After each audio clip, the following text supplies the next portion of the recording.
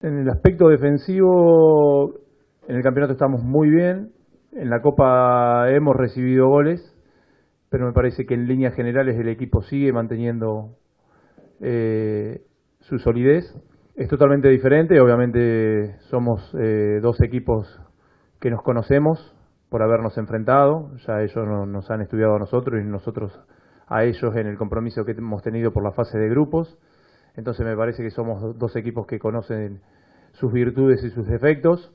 pero creo que en esta instancia va a ser algo diferente a lo que fue la fase de grupo. El clásico es muy importante, siempre, siempre. Lo que sucede esta vez, tanto si se hubiese jugado este domingo como lo va a hacer el siguiente, el próximo, 24, la diferencia es que nosotros el clásico vos te lo pones a pensar 6 días antes o una semana antes, y en este caso nosotros vamos a tener 2 días para preparar el partido, entonces hace que la carga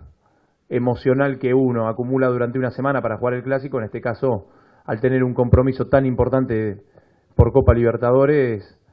hace que nosotros, por una cuestión de calendario, tengamos que ponernos a trabajar y a pensar en Independiente a partir del próximo viernes.